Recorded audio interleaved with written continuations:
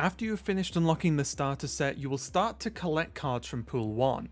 So today, we're going to go through some of the best cards you can use in your decks at this early stage. Angela may be one of the lesser known Marvel characters, but this Asgardian is extremely powerful. Her ability in Marvel Snap is gaining 2 power whenever you play another card in the same location she is in.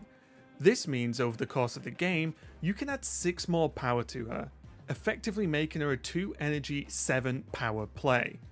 If at any point you're struggling to find a card to fill out your deck, you will never go wrong adding her.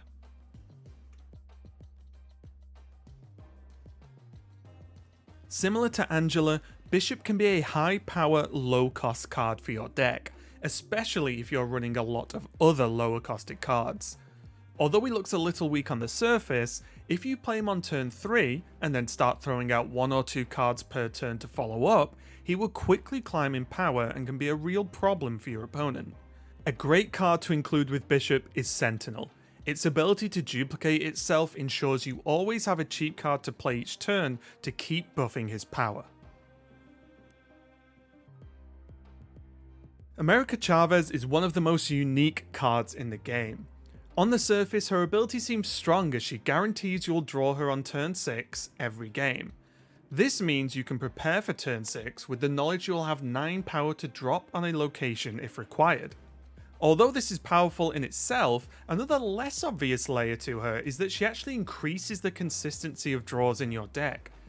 Instead of drawing from a 12 card deck, you are effectively drawing from an 11 card deck because the game just doesn't let you draw her any turn earlier than 6.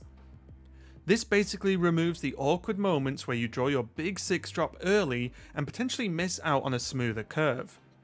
Although she falls off a little in the current top tier meta, she is still a very powerful card for your journey towards a full collection. So if you're playing a deck where you want to consistently play a smooth curve, then make sure to check her out.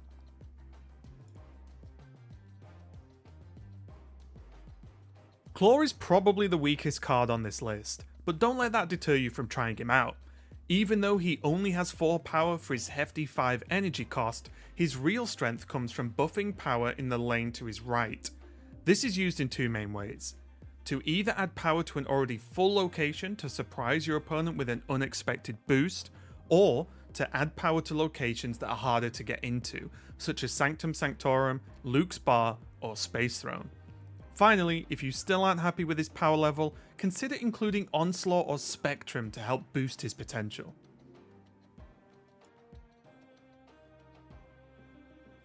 Enchantress is the strongest tech card you have access to in the early stages of your journey. Her ability is an absolute nightmare against many decks in the meta. Is your opponent's Iron Man making it impossible to win a location? Just turn his ability off. Is armor stopping you from destroying your opponent's cards? Just turn it off. Is Ant-Man getting just a little too big for his boots? Guess what? You can just turn it off. Many decks live in fear of their opponent playing Enchantress and shutting down their plan. So if any ongoing cards are consistently giving you trouble, make sure to bring her along to sort them out.